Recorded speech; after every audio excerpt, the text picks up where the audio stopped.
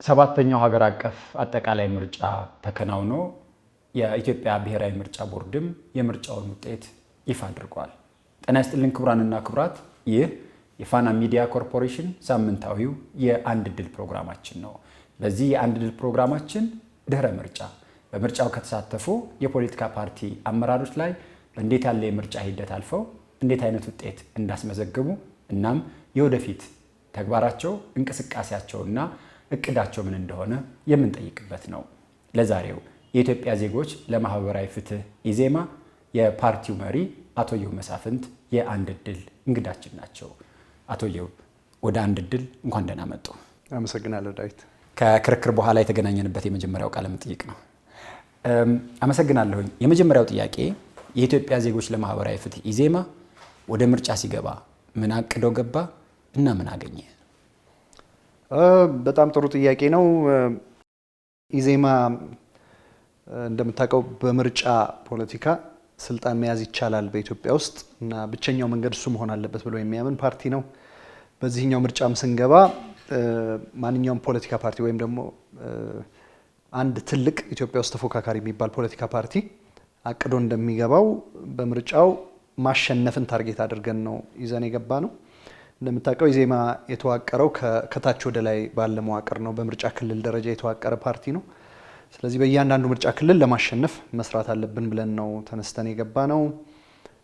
ነገር ግን እሱን ስናደርግ ምርጫው በኢትዮጵያ ፖለቲካ ታሪክ ውስጥ ዲሞክራሲያዊ ሙሉ በሙሉ ዲሞክራሲያዊ፣ ፍትሃዊ፣ ነፃ፣ ገለልተኛ የሚባል ምርጫ አድርገን ስለማናቅ ይሄኛው ምርጫ ከዚህ በፊት ከነበሩት ምርጫዎች የተሻለ ሊሆን ቢችልም ሙሉ በሙሉ ዴሞክራሲያዊ ፍትሃዊ ይሆናል የሚል ተላላነት ስላልነበረን ከነ ቻሌንጆቹም በዚህ ምርጫ ውስጥ እንሳተፍ፣ የመንግስት ስልጣን ለመያዝ በምርጫ እንስራ፣ ቢያንስ ባለፈው ከዚህ በፊት በነበረው በስድስተኛው ምርጫ ካስመዘገብነው ውጤት የተሻለ ውጤት ለማስመዝገብ እቅደን ነው የሰራ ነው። የተሻለ ውጤት ከአሁን ቀደም ምንም አይነት መቀመጫ ካላገኛችሁበት የ2013 ምርጫ የተሻለ ማግኘት ነው ወይስ አብላጫ ድምፅ አግኝቶ መንግስት ለመመስረት የሚያስችል ውጤት ማግኘት ነበር አቅዳቸው የገባችሁት? በባለፈው ምርጫ ምንም አላገኘንም አይደለም። 4 የፓርላማ መቀመጫዎች ነበሩን። የክልል ምክር ቤትም በተመሳሳይ ወንበሮች ነበሩ፣ በጣም ጥቂት። ምርጫ ለኛ ሂደት ነው ብለን ነው የምንወስደው። ኢትስ አ ፕሮሰስ ኢቨንት አይደለም፣ በአንድ ጊዜ ክስተት ነገር አይደለም ምርጫ የሚባለው ነገር እና ፕሮሰስ ስለሆነ እና ደግሞ ዴሞክራሲ የሚባለውን ነገር ለመገንባት ረዥም ጊዜ እንደሚወስድ ስለምናውቅ ትሩ ታይም ያን ዲሞክራሲ እንገነባለን ብለን የገባ ነው። ልክ ምርጫ ውስጥ የሚገባ ማንኛውም አካል በተለይ በምርጫ ክልል ደረጃ አሸንፋለሁ ብሎ ነው የሚገባው። ኢዜማም በተሳተፍንባቸው የምርጫ ክልሎች እናሸንፋለን ብለን የገባ ነው። ወርስ ኬስ ሴናሪዮ ግን እሱ ባይሳካ ከዚህ በፊት የነበረንን በጣም ሚኒማል የሆነ አነስተኛ የሆነ የህዝብ ተወካዮች ምክር ቤትና የክልል ምክር ቤት ወንበር ሲግኒፊካንት በሆነ መልኩ ማሻሻል ነበር እቅዳችን፣ ከእቅዶቻችን አንዱ። እሱን በተወሰነ አሳክተናል። የብሔራዊ ምርጫ ቦርድ ይፋ ባደረገው ውጤት መሰረት ኢዜማ በህዝብ ተወካዮች ምክር ቤት 13 በክልል ምክር ቤቶች 72 በድምሩ 85 መቀመጫዎችን አግኝቷል። 86 መቀመጫዎችን አግኝቷል። ያቀዳችሁትና ይሄ ያገኛችሁት 86 እንዴት አይነት ልዩነት አለው? ምክንያቱም በምርጫው ጊዜ ይሄን ያህል እናገኛለን የሚል በቁጥር የተገለጸ እቅድ ስላልነበራችሁ ነው።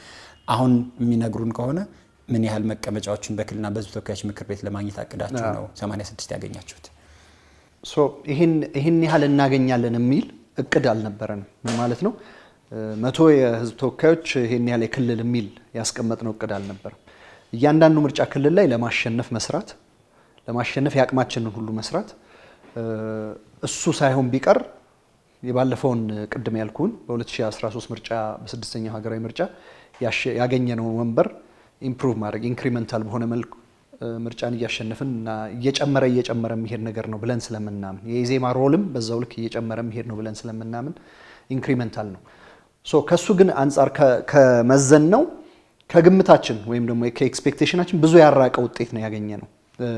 እንደ ፓርቲ ይሄን ያህል ወንበር እናገኛለን ብለን አናስቀምጥ እንጂ ይሄንን ማኔጅ የሚያደርገው ለምሳሌ የኢሌክሽን ስትራቴጂና ማኔጅመንት ኮሚቴ ውስጥ እስኪ ምን ያህል ወንበር ብናገኝ ነው ሰክሰስፉል እንሆናለን ብላችሁ የምታስቡት ብለን እያንዳንዳችን የዛ ሜምበር ያንን ኢሌክሽኑን የመራ ነው ሰዎች የገመትናቸው ወንበሮች ነበሩ፣ በግምት ደረጃ ያስቀመጥናቸው። ከሞላ ጎደል ክሎዝ ነው። ከዛ አቬሬጁ ሁሉም ሰው ከገመተው አቬሬጅ ወስደን ስንሰራው አሁን ያገኘነው እንትን ክሎዝ ነው፣ ቅርብ ነው፣ ብዙ የራቀ አይደለም። ውጤቱ በጣም ብዙ የሚያኮራም አይደለም፣ የሚያስቆጨንም አይደለም። ኢምፕሩቭ አድርገናል፣ አሻሽለናል። የሚያኮራን የነበረው የመንግስትን ስልጣን መመስረት የሚያስችል ወንበር ብናገኝ ነበር። እሱን እናገኛለን በእርግጠኝነት። ኢት ማይት ቴክ አስ የተወሰነ ጊዜ ይወስድብን ይሆናል። እሱን እናገኛለን፣ የዛኔ እንኮራለን። ለጊዜው የሚያኮራ አይደለም ያገኘነው ውጤት፣ የሚያሳፍርም አይደለም። ይሄ ውጤት በክልልና በሕዝብ ተወካዮች ምክር ቤት ያገኛችሁት 86 ወንበር ስለ ቅቡልነታችሁ፣ ስለ አቅማችሁና በህዝቡ ስላላችሁ ተጽዕኖ ምን ነገራችሁ? ሁለት ነገር ማሰብ ይገባል። እሱን ይሄ የህዝብ ድምፅን በደንብ ሪፍሌክት ያደርጋሉ የሚለው ለመወሰን ሁለት ነገር ማሰብ ያስፈልጋል ብዬ አስባለሁ ዳዊት። የመጀመሪያው ምርጫው የምር የህዝብ ድምፅ ሙሉ በሙሉ የተንጸባረቀበትና ፍትሃዊ፣ በጣም ከተጽዕኖ ነፃ፣ ህዝብ ያለ ተጽዕኖ የመረጠበት ዴሞክራሲያዊ እንከን የለሽ ምርጫ ነው ወይ ብለህ ከጠየቀኝ አይደለም ነው መልሴ። ላጣችሁት ምክንያት የምታደርጉት የምርጫውን ሂደት ሄድልህና ሁለቱን ሳገናኝልህ ሁለት ነገሮች ስለሆነ ያስፈልጋሉ ያልኩ ይመጣልሃል። እሱ አይደለም፣ አንደኛው እሱ ነው። ሁለተኛ ኢትዮጵያ ውስጥ የምንጠቀመው ሲስተም እንደምታውቀው ፈርስት ፓስት ፖስት የሚባለው አንድ ሰው በዛ አካባቢ የተሻለውን ድምፅ ያገኝ እንጂ አብላጫ ድምፅ ባይሆንም አሸናፊ ተብሎ አናውንስ የሚደረግበት፣ ሁለቱ ነገሮች ባልተስተካከሉበት ስለ ህዝብ ቅቡልነት እናንተን ኢንዲኬቲቭ ቢሆንም የሚያሳይ ነገር ቢሆንም ሙሉ በሙሉ የህዝብን ቅቡልነትን ማረጋገጫ ተደርጎ ሊወሰድ ይችላል ብዬ አላስብም። ለምሳሌ በ2013 ምርጫ አዲስ አበባ ላይ 40% ከ40% በላይ ተቃዋሚዎች ድምፅ አግኝተዋል፣ የህዝብ ድምፅ አግኝተዋል። ገዢው ፓርቲ ያገኘው 60% አካባቢ ነው፣ ክሎዝ ቱ ዛት። እነዛ 40% ድምጾች ግን በአዲስ አበባ ምክር ቤት በፓርላማም ሳይወከሉ ነው ያለፉት። 40% ህዝብ መርጦት ግን ድምፁ ባክኗል። ሌሎችም ፓርቲዎች 60% አግኝቶ ገዢው ፓርቲ 100% ፓርላማ ሲቱን የአዲስ አበባን 100% የሲቲ ካውንስሉን ሲት ወስዷል። የህዝብን ድምፅ ሙሉ በሙሉ የሚያሳይ አይደለም ይሄ ሲስተም። ፕሮፖርሽናል ሲስተም ሲሆን እኛ ተስፋ የምናደርገው በሀገራዊ ምክክር ውጤት እናገኝበታለን ብለን ከምናስበው ውስጥ አንዱ ነው። እሱ ሲሆን የዛኔ ነው የህዝብን ድምፅ ህዝቡ ምን ያህል ፐርሰንት ወዶሃል፣ ምን ያህል ፐርሰንት ደግሞ ተቀባይነት የለህም የሚለውን የሚያሳየው። አሁንም መስራት እንችላለን፣ በፕሮፖርሽን እንሰራዋለን። ምርጫ ቦርድ ሙሉ በሙሉ ዳታውን ይፋ ሲያደርግ አንድ የምንወስደው የቤት ስራ በ2013 ፕሮፖርሽን ምርጫም እርስዎ ያሉትን የፓርቲዎቹን ምን ያህል እንደመረጣቸው ነው እንጂ ምን ያህል እንደወደዳቸው ላይ ገልጽ ይችላል። ኢዜማ በነዛም ውጤቶች ላይ በቁጥር ደረጃ ከፍተኛውን ሁለተኛ ውጤት ያስመዘገበው ኢዜማ ነው አይደለም? ስለዚህ የዛ የምርጫ ውጤት በሁለተኛ ደረጃ ተመራጭ ፓርቲ ነው ያደረጋቸው። ልክ ነህ። ኢቭን እሱን ሙሉ በሙሉ አያሳይም ነው ማለት የፈለግኩትኝ። ገና ይቀረናል። ኢንዲኬቲቭ ነው፣ ጠቋሚ ነው። አሁን የምናገኘው ድምፅ ቅድም ለዛ ነው የሚያኮራንም ብዙም የሚያሳፍረንም አይደለም ያልኩህ ለዛ ነው። ኢንዲኬቲቭ ነው። አሁንም ባገኘነው በ2013ም በ2018 ምርጫ ኢዜማ ሁለተኛ ፓርቲ ነው። ከዚህ በፊት ከነበረን ድምፅ የተሻለ ድምፅ አግኝተናል በዚህኛው። ስለዚህ ቅቡልነታችን በእኔ አሁን አረዳድ ብትጠይቀኝ የተሻለ ተሰሚነት አግኝተናል፣ የተሻለ ራሳችንን ሸጠናል፣ የተሻለ ቅቡልነት ያገኘንበት ምርጫ እንደሆነ ጠቋሚ ነው፣ ይጠቁማል። ሙሉ ዳታውን ግን ዳታውን ሰርተን ምርጫ ቦርድ ምን ያህል ድምፅ አግኝተን ነው ምን ያህል ህዝብ መርጦን ነው የሚለውን ሰርተን ስንመለስ ደግሞ ሞር የምናየው ይሆናል። ከዚህ ውጤት ጋር በተያያዘ የሚነሳው ጥያቄ በተመለከተ አዲስ አበባ ላይ ነው። ምክንያቱም ኢዜማ በተለያዩ ጊዜያቶች የብዙ ሰው መረዳት ከፍተኛ የሆነ ቅቡልነትና ተጽዕኖ ያለው አዲስ አበባ ላይ ነው ተብሎ ይታሰባል። አዲስ አበባ ውስጥ ከ134 መቀመጫዎች ኢዜማ ያሸነፈው በ8 ብቻ ነው እና አዲስ አበባ ላይ ያላችሁ ተጽዕኖና ተቀባይነት የቱ ጋር ነው እና የት ገባ የሚል ጥያቄ ክሌም አድርገን አናቅም። እንደ ኢዜማ የተሻለ ተቀባይነት ያለን አዲስ አበባ ነው ብለን አውርተን አናቅም። የህዝብ እንኳን አይደለም አክቹአሊ የሰዎች አሳምሽን እንደዛ ሊሆን ይችላል ወይ ሊመስላቸው ይችላል። እንደዛ ብለን አናቅም። የተሻለ ቅቡልነት አለን ብላችሁ የምታስቡት ቦታ አለን ብለን የምናስበው ስፔሲፊክ ቦታ የለም። ኢትዮጵያውያን ባሉበት ሁሉ ቅቡልነት ይኖረናል። ሀሳባችንን በትክክል የመሸጥና ያለመሸጥ ህዝብ ጋር የመድረስና ያለመድረስ የኛ ድክመት ከዛ አሁን ያለው ምህዳር የፖለቲካ ምህዳሩ የፈቀደልን ይሄን ያህል ስለሆነ ነው እንጂ የዜግነት ፖለቲካን የሚያራምዱ ፓርቲዎች በብዛት ተቀባይነት የሚኖራቸው በሰፋፊና አብዛሃ የተዛነቀ ህዝብ ባለበት አካባቢ ነው ተብሎ ይታመናል። እኔ አይመስለኝም እንደሱ ዳዊት። ቻሌንጅ ማድረግ እፈልጋለሁ እሱን አስተሳሰብ። ለምሳሌ በድምጽ ካየ ነው በድምጽ ብዙ ድምጽ ባገኘንበት ካየ ነው ሌሎች ክልሎች ላይ የተሻለ ድምጽ አግኝተናል ከአዲስ አበባ። እሱን አትሊስት ዲስፕሩቭ ያደርገዋል አይደለም። ግን የተቀባይነት ይሹ ቅድም ምርጫው በጣም ሙሉ በሙሉ ፍትሃዊና ነፃ ባልሆነበት ቦታ ላይ ተቀባይነት ስላላገኛችሁ ብቻ ነው እዚህ ቦታ ሉዝ ያደረጋችሁትም ልንባል ይገባል ብዬ አልወስድም። እኔ ለምሳሌ በአንጻራዊነት እናንተም በመዋቅርም ደረጃም ሰፊ እንቅስቃሴ የነበራችሁ በምርጫ ሂደቱንም በአንጻራዊነት የተሻለ የምርጫ ሂደት ነበረበት ተብሎ በሚታሰበው በአዲስ አበባም ጭምር ነው ይሄ ውጤት የተመዘገበው። ለዛ ነው ቢያንስ በዚህ መለካትና በአዲስ አበባ ያላችሁን ቅቡልነት እንድትለኩ ይሄ ውጤት ምን ይነግራችኋል የሚል ጥያቄ ያነሳሁት። እሱ ውጤት እንዲነግረን ቅድም ያልኩ ሁኔታዎች ገና አልተሟሉም። እሱ እንደተጠበቀ ሆኖ ግን አዲስ አበባ ላይ የፓርላማ ወንበር አላገኘንም በ2013 ምርጫ። በዚህኛው ሁለት የፓርላማ ወንበሮች አግኝተናል።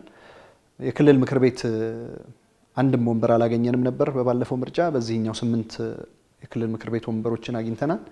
ለእኛ ፕሮግረስ ነው፣ እንደ ድል ነው የምንቆጥረው። ግን አዲስ አበባ ላይ ከዚህ በላይ አልጠበቃችሁም ወይም አላቀዳችሁም ነበር? አዲስ አበባ በጣም ትሪኪ ፓርት አለው ምርጫ ላይ ሲመጣ፣ በጣም መጠናት ያለበት ጊዜ ተወስዶ መሰራትና መጠናት ያለበት ትሪኪ ፓርት አለው አዲስ አበባ። ለምሳሌ በምርጫ ቀስቀሳችን ወቅት የነበረን የህዝብ ተቀባይነት ወይም ህዝቡ ከናንተ ጎን ነን እናንተን ነው የምንመርጠው ያለንና አልቲሜትሊ የመጣው ውጤት አይቀራረብም። ከዛ ነፃና ምናምን ምርጫ የሚደረገው አዲስ አበባ ላይ ነው ብለህ ልትጠብቅ ትችላለህ። ግን በጣም በተለይ ከ97 በኋላ ገዢው ፓርቲዎች ትኩረት የሚያደርጉበት ቦታና በጣም በጠርነፋ የተያዘ ቦታ እንደ አዲስ አበባ የለም። ሌሎች ክልሎች ከዚህ የተሻለ ብዙ ክልሎች አንዳንዶቹ ከአዲስ አበባ የሚባሱ አሉ፣ ግን ብዙ ክልሎች ከአዲስ አበባ የተሻለ ነፃነት ያለባቸው ክልሎች ሆነው አግኝተናቸዋል። ስለዚህ አዲስ አበባ ላይ ላገኛችሁት ውጤት የናንተን ተግባር የናንተን ቅስቀሳ የናንተ ህዝቡን የማሳመን አቅምን ማነስ ነው ምክንያት የምታደርጉት ወይስ ህዝቡ ተጠርንፎ ገዢውን ፓርቲ እንዲመር ተደርጓል የሚል ምክንያት ነው እያቀረባችሁ ያላችሁት? ሁሉም ነው። a combination of things። የበለጠውን ድርሻ የሚወስዳለ ማስላት ይጠበቅብኛል። በምን እንደሚሰላ ለጊዜው ስላልታየ ግን ማስላት ይጠበቃል። ግን የሁሉም ድርሻ አለበት። የጥርነፋው ውጤት አለ፣ የኛ ድክመት አለ። የቅስቀሳ ስትራቴጂያችን ምናልባት ማየት ይኖርብናል፣ እንደገና መከለስ ይኖርብናል። የህዝቡ የተሳትፎ ንቃት ደረጃ አለ። እነዚህ ሁሉ ኮምባይንድ ሆነው ነው ይሄ ውጤት የተመዘገበው። አዲስ አበባ ላይ ብቻ ሳይሆን አክቹአሊ ይሄ ግን በመላው ሀገሪቱ። የብዙ ሰው ጥያቄ በዚህ ምርጫ ላይ ኢዜማ ባሸነፈባቸው በደቡብ ክልል ላይ ካሸነፋቸው 4 መቀመጫዎች በስተቀር ብልጽግናን ራሱን ካሸነፈባቸው በሌሎች ብልጽግና አልተወዳደረባቸውም እና እነዚህ መቀመጫዎች ብልጽግና ፓርቲ የወጣባቸውና ኢዜማ እንዲያሸንፍባቸው ተትተው ኢዜማ ያሸነፈባቸው ናቸው የሚል ጥያቄ ለሚያቀርቡ ሰዎች ምንድነው የእርሶ ምላሽ? እቺ ናሬሽን አይቻታለሁ፣ አይተናታል። ሶሻል ሚዲያ ላይ የተወሰኑ ሰዎች የጎነጎኗት ናሬሽን ነች፣ ናሬቲቭ ነች። እውነታውም ያሸነፋችሁት በብዙዎቹ ብልጽግና ፓርቲ የተሳተፈበት ነው። ከ13ቱ ወንበሮች 4ቱ ላይ ካሸነፍናቸው ውስጥ ብልጽግና ፓርቲ ተወዳድሮ ብልጽግናን አሸንፈን ነው ወንበሮቹን ያገኘ ነው። በሌሎቹ ጋር ከሌሎቹ ተፎካካሪ ፓርቲዎች ጋር ተወዳድረን ያገኘነው ውጤት ነው። ቅድም እንዳልከው በድምፅ ብዛት በህዝብ ተቀባይነትም በትልቅነትም ኢዜማ ሁለተኛው ፓርቲ ነው እዚህ ሀገር ላይ። እሱን ያስመሰከርንበት ውጤት ነው። እስከዛሬ በሬቶሪክ ስንለው ሊለካ በማይችል መልኩ ስንገልጸው ቆይተናል። አሁን በሚለካ መልኩ አረጋግጠነዋል እሱን። ገዢው ፓርቲ በዚህኛው ምርጫ የተለየ ያደረገው አንድ ነገር ነበር። ፓርላማው ከዚህ በፊት እንደነበረው ኢትዮጵያ ካለችበት የዲሞክራሲ ደረጃ አንጻር ገዢው ፓርቲ በሚወዳደርባቸው አካባቢዎች የማሸነፍ የተሻለ እድል ስላለው በተለያዩ ምክንያቶች ፓርላማው እንደ ከዚህ በፊቱ አንድ አይነት ፓርላማ እንዳይሆን ሌሎች ድምጾች የሚሰሙበትን አመቻቻለሁ ብሎ የተወሰኑ ወንበሮች ላይ እኔ አልወዳደርም፣ ሌሎች ተፎካካሪ ፓርቲዎች ተወዳድረው ያሸነፈው ፓርላማ ይግባ ያለባቸው አሉ። ከሱ ውስጥ ኢዜማ ያሸነፋቸው ወንበሮች አሉ፣ ኢዜማ የተሸነፈባቸው፣ በሌሎች ተፎካካሪ ፓርቲዎች ደግሞ የተሸነፍንባቸው ወንበሮች አሉ። ትልቁን ድምጽ ብናመጣም ሁሉም የተለቀቁ ቦታዎች ላይ እኛ አላሸነፍንም። ሌሎች አሸንፈውን ደግሞ ሌሎች ባሸነፉት ቦታዎች ያቅማችንን ሞክረን ነው የተሸነፍነው። ኢትስ ኖት ዝም ብለን ትተንላቸው ወይም ገዢ ፓርቲ እንዳደረገው ትተነው አይደለም። እኛ በሌሎቹም ቦታዎች ደግሞ እኛ ባሸነፍንባቸው ሌሎቹ ያቅማቸውን ሞክረዋል። የተሻለ ውጤት ያገኘ ነው እኛ ሆነን። ምርጫ ማለት እሱ ነው፣ የተሻለ ውጤት ማግኘት አይደለም። የተሻለ ውጤት አግኝተን ነው እንጂ ተመርጠን ነው እንጂ ፓርላማ የገባ ነው ተተተን ወይም ሌሎች ፖርትሬ ሊያደርጉት እንደሚሞክሩት በዳረጎት ተሰጥቶን አይደለም። ያሸነፍነው ማንን ነው የሚለየው። አንዳንድ ቦታዎች ላይ ብልጽግናን ጭምርና ሌሎች ተፎካካሪዎችን ባንድ ላይ አሸንፈናል። አንዳንድ ቦታዎች ላይ ተፎካካሪ ፓርቲዎችን ሌሎቹን አሸንፈናል ብልጽግና ባይወዳደር። ከዚህ ከምርጫ ውጤት ጋር በተመለከተ ለኢዜማ ማነሳው ጥያቄ እንደ ምርጫውን ሲመራ ሲያስተባብር እና እቅዶችንም ሲያቅድ የነበረው ቲም ሀሳብ በመነሳት ያልጠበቃችሁት ሽንፈት የገጠማችሁ የት ነውና ያልጠበቃችሁት ድል የተቀዳጃችሁት የት ነው? ስፔሲፊክ መሆን ይከብደኛል በብዙ ምክንያቶች። ይሄንን ዲስከስ አድርገን ያልጠበቅነው ቦታ እዚህ ነው የሚል ፋይናል ሪዛልት ስለሌለን አንዳንድ ሰዎች ኦሮሚያ ክልል ማሸነፋችሁን የሚያስደንቅም ያልተጠበቀም ውጤት ነው ብሎ አስቀምጠዋል። ኦሮሚያ ክልል ላይ ስፔሲፊክ ለመሆን ኦሮሚያ ክልል ላይ ያገኘነው ውጤት ከጠበቅነው በታች ነው። በጣም አሁን ካገኛችሁት በላይ ጠብቃችሁ ነበር? ካገኘነው በላይ ነበር የጠበቅነው። የሰራ ነው ለዛ ነው ማሸነፍ የነበረብን። ኦሮሚያ ክልል ላይ ማሸነፍ የነበረብን የተሸነፍናቸው ቦታዎች አሉ በተለያዩ ምክንያቶች ቅድም በገለጽኩል። ስፔሲፊክ የኦሮሚያ እንዳልከው ሰርኩሌት ሲያደርግ ስለነበር አንዳንድ ሚዲያዎች በዛ ልክ ከሌ ሲያሸንፍ ከሌ ያሸነፈ የሚል ያንን አካባቢ ጠቅልሎ ለአንድ አስተሳሰብና ለአንድ ማህበረሰብ ብቻ መስጠት መሸለም ኢትዮጵያ ውስጥ የተለመደች ባህሪ ስላለች በሱ ምክንያት እንደዛ ብለዋል። ለኔ ብትጠይቀኝ ኦሮሚያ ውስጥ ያገኘነው ወንበር ማነስ የሚያስቆጨኝ ነው። ከዛ በላይ ማግኘት ነበረብን፣ እንችል ነበር። የሰራንባቸው በደንብና ልናገኝባቸው የሚገባ ቦታዎች ነበሩ ኦሮሚያ ላይ። ከዚህ ከምርጫ ውጤት አንጻር ይሄ ውጤት ከተጠናቀቀ በኋላ ለኢዜማ ማንሳት የምፈልገው ጥያቄ ባለፉት 5 ዓመታት በፕሮፌሰር ብርሃኑ ነጋ መሪነት ሲመራ የነበረው ኢዜማ በምርጫ አሸንፎ መንግስት ከመሰረተው ፓርቲና ከተመሰረተው መንግስት ጋር የትብብር እና የፉክክርን መርህ መሰረት ያደረገ ግንኙነት ይኖረናል የሚል አቋም ነበረው። በዛ መንገድ ሰርቷል። እርስዎ ፕሮፌሰር ብርሃኑን ተክተው የመጡ የኢዜማ መሪ ነዎት። በእርስዎ የሚመራው ፓርቲስ ካሸነፈው ፓርቲና ፓርቲው ከሚመሰረተው መንግስት ላይ እንዴት አይነት ግንኙነት ይኖረዋል? በዛን ጊዜ የወሰንነው ውሳኔ በጋራ የወሰንነው ውሳኔ ነው። እንደ ፓርቲ በጋራ የወሰንነው ውሳኔ ነው። ፕሮፌሰር ብርሃኑ ነጋ የወሰኑት ውሳኔ አይደለም። በሳቸው የሚመራው ፓርቲ ስለነበረ እርስዎ አዲስ መሪ ስለሆነ ብዬ የወሰንነው ብዙ ነገሮችን ኢንቱ አካውንት በመውሰድ ነው፣ ሀሳቢያችን ውስጥ በመክተት ነው። መርሃችንን እንደ ፓርቲ ስንመሰረት ጀምሮ የነበረንን መርህ ከግምት በማስገባት ነው። ትብብር አንዱ መርሃችን ነው። እንደ ኢትዮጵያ ያለ ብዝሃ ማንነት ያለበት ሀገር፣ እንደ ኢትዮጵያ ያለ ቀደምት ታሪክ ኖሮት አሁን ግን ወደ ኋላ የቀረ ሀገር አሁን ባለው የዓለም ፖለቲካ ውስጥ ሰርቫይቭ ሊያደርግ የሚችለው ሁላችንም ተባብረን በጋራ ከሰራን ብቻ ነው ብለን በጽኑ እናምናለን። ብዙ ተቾች የሚያቀርቡት ኢዜማ ተባበራለሁ ይላል እንጂ የመተባበር ሳይሆን የመጣመር ድርጊት ነው እየፈጸመ ያለው ነውና ዲማርኬሽኑ ወይም ደግሞ ድንበሩ የቱ ጋር ነው የእናንተ ከመንግስት ጋር መተባበር?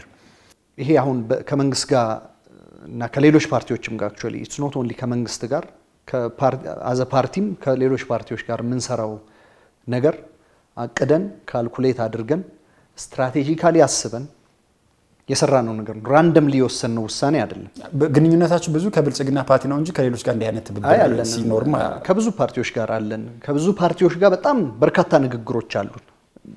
አንዳንዶቹን ዲስክሎዝ ያደረግናቸው ኦፊሻሊ እየተነጋገርን ነው እየሰራን ነው ብለን ያወራናቸው፣ ሌሎቹ ደግሞ አንዳንዶቹ ከውጤት ስላልደረሱልን አልቲሜትሊ፣ ሌሎቹ ደግሞ በሂደት ላይ ስቲል ስለሆኑ ያላወራናቸው ካልሆኑ በቀር ኢትስ ኖት ኦንሊ ከገዢው ፓርቲ ጋር ወይም ከብልጽግና ጋር ወይ ከመንግስት ጋር ብቻ አይደለም በጋራ የምንሰራው። እንዳልኩ የመርህ ጉዳይ ነው። ይሄን መስራት በእርሱ የሚመራው ኢዜማ አሁንም የቆመበት የምንቀይረው ነገር አይኖርም። የኢዜማ መርህ ነው ይሄ። በትብብር መስራት የኢዜማ መርህ ነው። የምንቀይረው ነገር አይኖርም። ይሄ መርህ አሁን ኢዜማ መንግስት ከሚሆነው ፓርቲ እና ያ ፓርቲ ከሚመሰርተው መንግስት ጋር የሚኖረው የሚተባበረው ምኑ ጋር ነው? የሚፎካከረው ምኑ ጋር ነው? ግልጽ አድርጋቸው አስቀምጡት። በጣም አሪፍ ጥያቄ ነው። በቃ ይሄ ነው ሞር ክሊር የሚያደርገው መስመራችንን ክሊር የሚያደርገው ብዬ አስባለሁኝ። አሁን የቆየንበት ሲዝን የምርጫ ሲዝን ነው። እንደምታውቀው አንተም በጣም ብዙ በርካታ ለህዝብ በደንብ የታዩ ዲቤቶችን ክርክሮችን ስታቀርብ ስለነበር በምርጫ ወቅት ከገዢው ፓርቲ ጋር ከሌሎች ተፎካካሪ ፓርቲዎችም ጋር ያለንን ልዩነት አጉልተን የምናሳይበት እኛም ብትመርጡን እንደዚህ እንሰራለንና በዚህ መስመር እንሄዳለን ብለን ልዩነቶቻችንን ያሳየንበት የፉክክር ዘመናችን ነው። ከምርጫም በኋላ አሁን ከምርጫ በኋላ በሚኖረው የ5 ዓመት ጊዜ እስከሚቀጥለው ምርጫ ከገዢው ፓርቲም ጋር ከሌሎች ፓርቲዎችም ጋር ያሉንን የፖሊሲ አማራጭ ልዩነቶች እያሳየን የምንቀጥልበት ይሆናል። እሱ ፉክክራችን ነው። በፖሊሲ የኛ ፖሊሲ የተሻለ ነው ከሌሎቹ በሚለውን በማሳየት ለህዝብ ፉክክራችንን ልዩነቶቻችንን በግልጽ ያለምንም ግንባር ማጠፍ በግልጽ እያሳየን ቦልድ ሆነን የምንወጣበት ጊዜ ነው። የምርጫው ሲዝንም እሱን ነው ያሳየው። የኢዜማን ያህል በእርግጠኝነት በሙሉ ልብ መናገር የምችለው የኢዜማን ያህል ገዢውን ፓርቲ የሞገተ ፓርቲ በክርክሮቹም በምርጫው ሲዝን በጠቅላላም ከምርጫው በፊትም በነበሩት በመግለጫዎቻችን በመሳሰሉት የተሻለ የምንላቸውን የተሻሉ የምንላቸው መንገዶች ፖሊሲዎች በኢዜማ ልክ ያሳየ አንድ ፓርቲ የለም ኢትዮጵያ ውስጥ አንድም። እሱ የፉክክር መንገዳችን ነው። ሁለተኛው ሀገራዊ ጥቅም አንድ ሀገር ውስጥ እስከኖርን ድረስ የሀገር ጥቅም የህዝብ ጥቅም ከማንኛውም አካል ጋር ከማንኛውም ኢትዮጵያዊ ኃይል ጋር የምንተባበርበት መንገዳችን ነው መስመራችን ነው።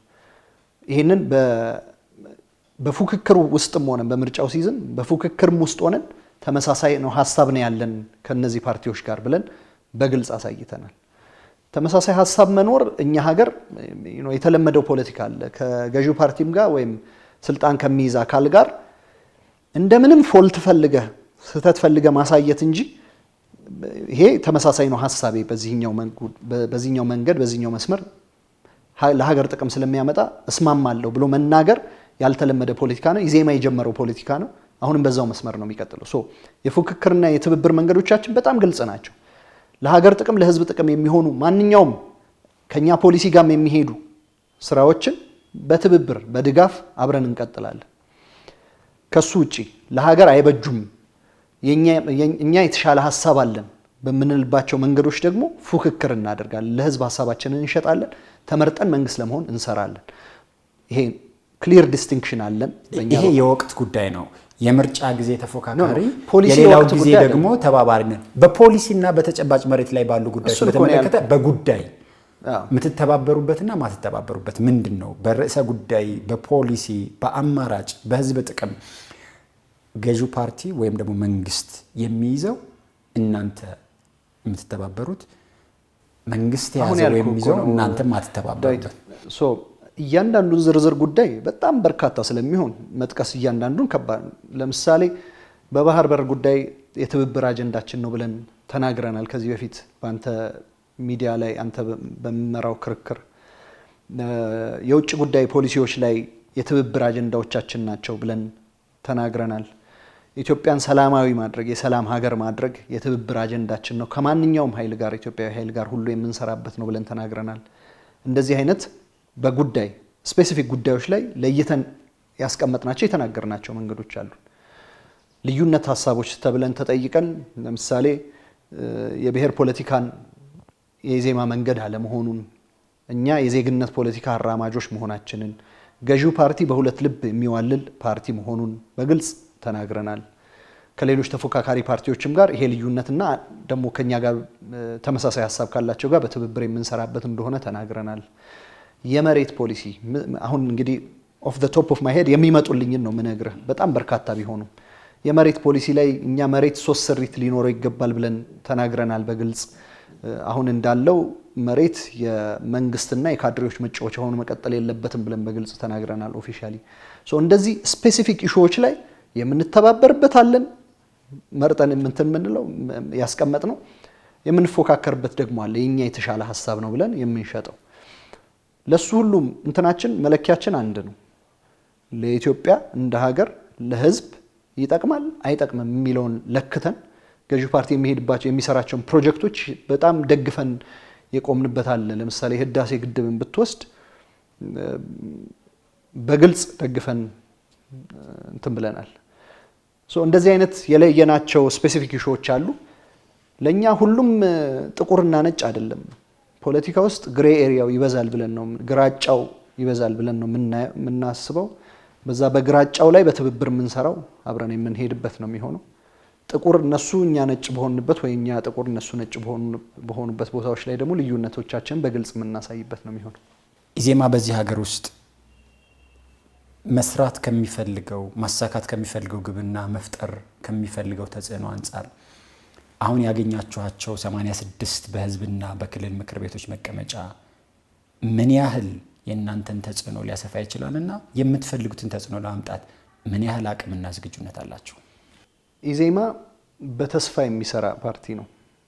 ኢትዮጵያ ተስፋ አላት ብለው ከሚያምኑ ኃይሎች ጎራ የሚመደብ ፖለቲካ ፓርቲ ነው። ያ እውንም የሆነው እያንዳንዷን የምናገኛትን ጠባብ ቀዳዳ በማስፋትና ለህዝብና ለሀገር ጥቅም በሚውል መልኩ በመጠቀም ያንን ስፔስ የምናገኘውን ስፔስ አስፍተን በመጠቀም በጣም እናምናለን። የሐሳብ ጥራት አለን ብለን ስለምናምን እንደ ፓርቲ በሄድንባቸው ቦታዎች ሁሉ ሐሳባችንን ሸጠን ኢንፍሉዌንስ ማድረግ እንችላለን፣ ተጽዕኖ ማምጣት እንችላለን ብለን እናምናለን። ዲስፓይት አሁን ከተደረገባቸው 501 መቀመጫዎች 13 ብቻ ቢሆን የሚያገኘ ነው። ያችን ጠባብ ስፔስ በሐሳብ ጥራት፣ በሐሳብ ልዕልና፣ በሐሳብ የበላይነት ሌሎቹን ፐርሱዌድ በሚያደርግ መልኩ ሌሎቹ ላይ ተጽዕኖ በሚያመጣ መልኩ ድምጽ ማሰማት በጣም ጠቃሚ ነው ብለን ነው የምንወስደው። ለዚህ ነው ቅድም የምናፍርበት አይደለም ያልኩህ። ጠባብ ቢመስልም በዛ ጠባብ ቦታ ላይ በዛ ጠባብ እድል ላይ በዛ ጠባብ ስፔስ ላይ ተጽዕኖ ማሳደር እንችላለን እና ኢንፍሉዌንስ ማድረግ እንችላለን ብለን ከልብ እናምናለን። ቅድም ያወራ ነው ለምሳሌ ከመንግስት ጋር መስራት ምናምንን ስንወስን ከወሰንባቸው ምክንያቶች አንዱ እሱ ነው። ባገኘነው ጠባብ ኦፖርቹኒቲ እድል ሁሉ ላይ ተጽዕኖዎችንን ማሳረፍ፣ ኢንፍሉዌንስ ለማድረግ መሞከር፣ ሐሳባችንን መሸጥ ያን የፖለቲካ ፓርቲ ዋና ስራው ነው ብለን ስለምናምን አሁንም በህዝብ ተወካዮች ምክር ቤትም በክልል ምክር ቤቶችም ባገኘናቸው ወንበሮች ሐሳባችንን በግልጽ ሸጠን ኢንፍሉዌንስ ማድረግ እንችላለን ብለን እናምናለን። ኢትስ አ ዊን ለኛ ድል ነው። እሱን ሐሳባችንን የምንሸጥበት ተጨማሪ መድረክ ማግኘታችን እንደ ድል የምንቆጥረው ነው። ዳዊት፣ ከኢዜማ ጋር በተያያዘ ብዙ ሰው የሚያነሳው ጥያቄ ከመንግስት ጋር በትብብር የሚሰሩና ለሀገር የሚጠቅም እስከሆነ ድረስ እንተባበራለን ብላችሁ መንግስትን የምትተባበሩትን ያህል እናንተንስ መንግስት ይሰማችኋል? የምትተባበሩትን ያህል የእናንተን በጎ ሐሳብና ምክር ተቀብሎ የሚሰማ መንግስት አለና እንደዚህስ መሆኑን ያረጋገጣችሁበት ሁኔታ አለው ኢትዮጵያ ውስጥ? መጀመሪያ እሱን ነገር የምናደርገው ይሰማናል በሚል ብቻ አይደለም። የመጀመሪያው እኛም የምንተባበረው እንድንሰማ ብቻ ብለን አይደለም፣ እንድንሰማ አይደለም የምንተባበረው። አስተዋጽኦ አላት የኛ ኮንትሪቢዩሽን ኖ ማተር ሃው ስሞል አስተዋጽኦ አላት ብለን ስለምናምን ለኢትዮጵያ የሚሰሩ ስራዎች ላይ የመፍትሄ ስራዎች ላይ አንድ ስንጥርም ቢሆን መወርወር እንችላለን ብለን ስለምናምን እሱ ደግሞ የተቋቋምንለት ዓላማ ስለሆነ ነው በትብብር የምንሰራው። ለመሰማትም ለመስማትም ወይም ለመተባበርም ብለን አይደለም የምንተባበረው፣ ለኢትዮጵያ ይጠቅማል ብለን ስለምናምን እና ጥያቄው መሆን ያለበት ኢን ማይ ኦፒኒየን ለኢትዮጵያ ጠቅሟል ወይ፣ ኮንትሪቢዩት አድርጋችኋል ወይ? የሚጠቅመውን ሐሳብ የሚቀበላችሁ ከሌለ የሚጠቅማችሁን ሐሳብ ማቅረባችሁ መሬት ላይ እንዲወርድ ምክንያት አይሆንም። ኖ አም ኖት ሴይንግ እንትን የሚቀበለን የለም እያልኩ አይደለም። መጀመሪያ ፐርፐዛችን እሱ አይደለም። ፐርፐዛችን ዓላማችን ተጽዕኖ ማድረግና የኛን ሮል የኛን እንደ አንድ ተፎካካሪ ፖለቲካ ፓርቲ የኛን 2 ሴንትስ የሚሉት 2 ሳንቲም የሚሉት ነጮቹ እሱን ኮንትሪቢዩት ማድረግ ነው ማዋጣት ነው የኛ ድርሻ።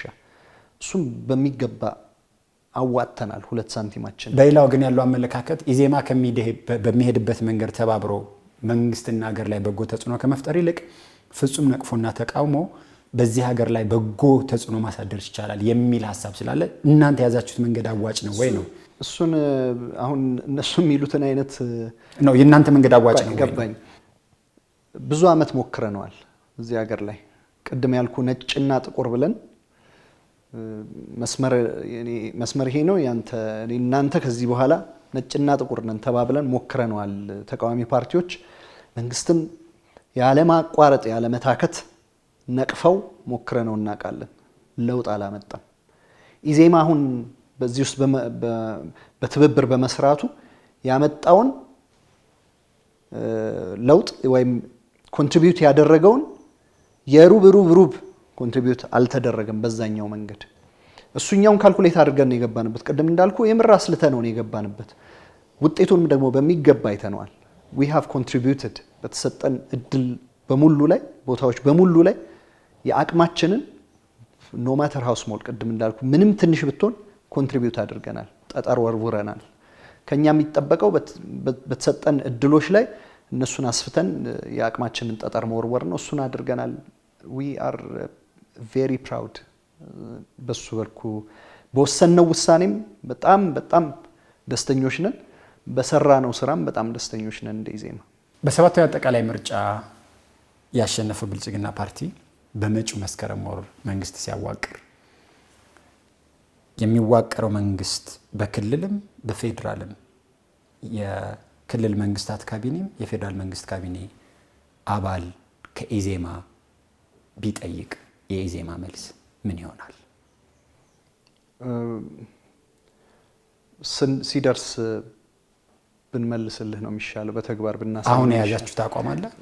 እንደ ኢዜማ ቅድም ያልኩህን ተባብሮ መስራት በጋራ መስራት የምንቀጥልበት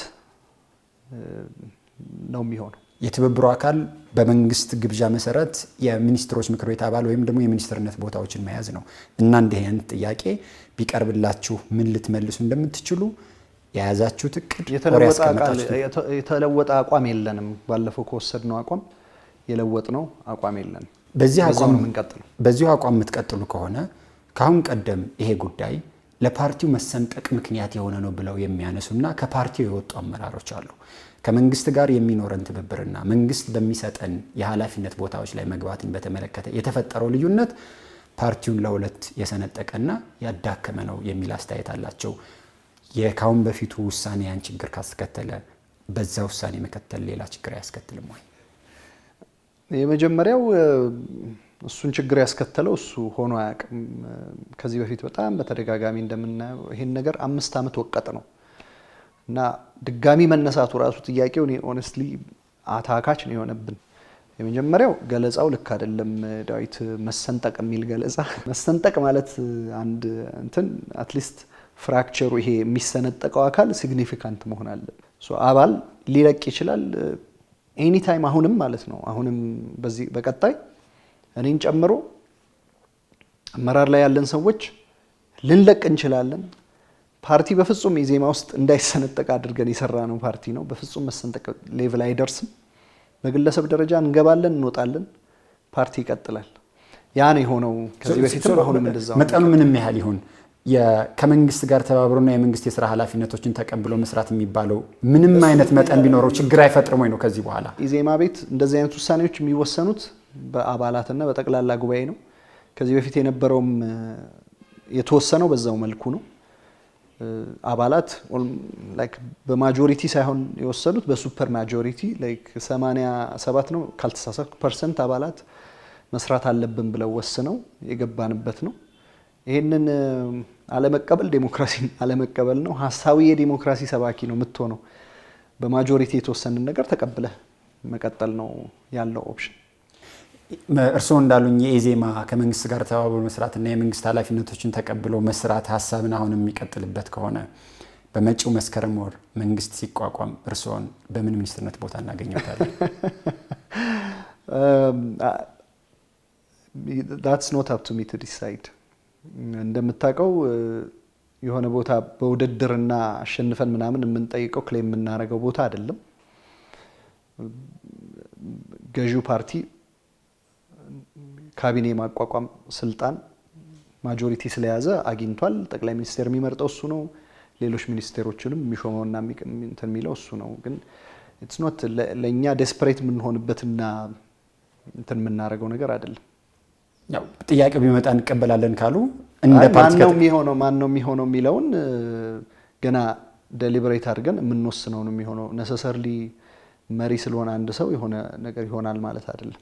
ፓርቲው ቢቀበለው ቢያምንበትና ግብዣው ቢመጣና በተናጥል ሰው ቢቀበዙ ምላሾት ምን ይሆናል? በተናጥል ሳይሆን ለፓርቲ የሚመጣ ነገር ከሆነ ፓርቲ ጋር ነው የሚመጣው። ዲሳይድ የሚደረገው አዘ ፓርቲ ነው፣ እንደ ፓርቲ ነው የምንወስነው።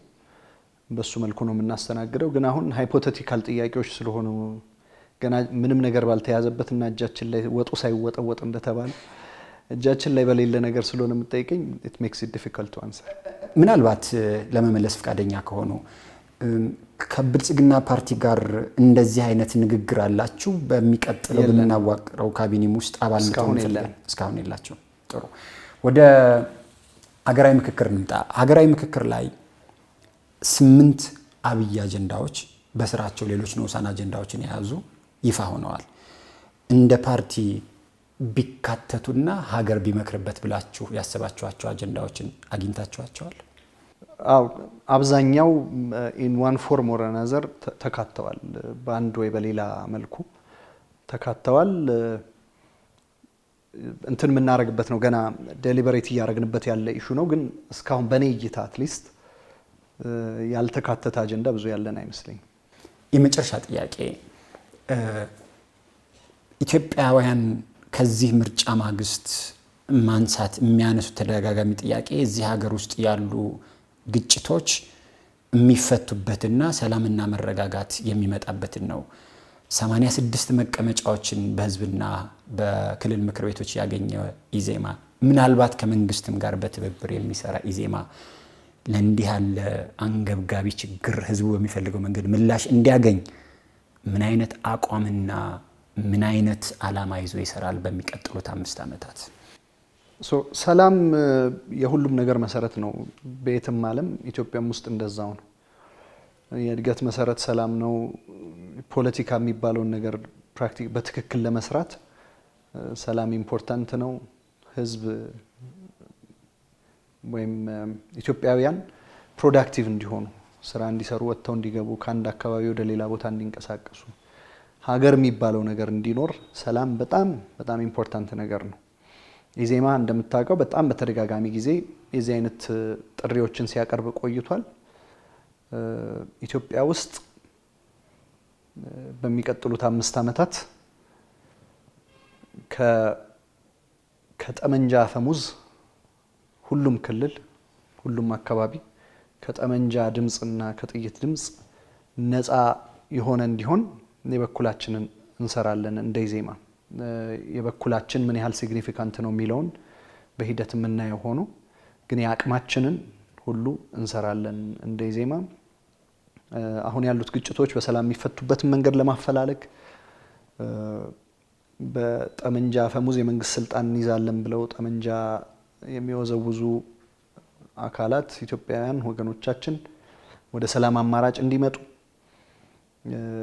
መንግስትም ለዚህ የበኩሉን እንዲወጣ ኢዜማ ሁሉንም አካል አክቹአሊ እኛ ራሳችንን ጨምረን ፑሽ ለማድረግ ዝግጁዎች ነን። በእኛ በኩል በጠመንጃ የሚመጣ አንድም መፍትሄ አለ ብለን አናምንም። እንደ ኢዜማ ህዝብን ከማሰቃየት ህዝብን መከራ ውስጥ ከመክተት ያለፈ በጠመንጃ የሚመጣ አንድም መፍትሄ የለም ኢትዮጵያ ውስጥ። በጠመንጃ የሚመለስ ጥያቄም ኢትዮጵያ ውስጥ አለ ብለን አናምንም።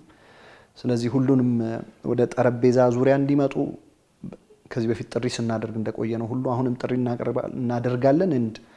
ባሉን መቀመጫዎችም ይሄ ተሰሚነት እንዲያገኝ ተቀባይነት እንዲያገኝ የምንችለውን ሁሉ የምንጥርበት ነው። ይሳካልናል ብለን እናምናለን በሚቀጥሉት 5 ዓመታት። አቶ ኢዮብ መሳፍንት የኢትዮጵያ ዜጎች ለማህበራዊ ፍትህ መሪ፣ ለነበረን ቆይታ ለጊዜዎት እና ለቃለ መጠይቁ ፈቃደኛ ሆነው ለሰጡኝ ማብራሪያ አመሰግኖታለሁ። እኔም በጣም አመሰግናለሁ ዳዊት እድሉን ስለሰጣችሁ። ክቡራንና ክቡራት አንድ እድል ከኢትዮጵያ ዜጎች ለማህበራዊ ፍትህ ኢዜማ መሪ አቶ ኢዮብ መሳፍንት ጋር ቆይታ አድርጓል። የዚህ ሳምንት አንድ እድል ተጠናቋል። አብራችሁን ስለነበራችሁ እናመሰግናለን። ጤና ይስጥልን።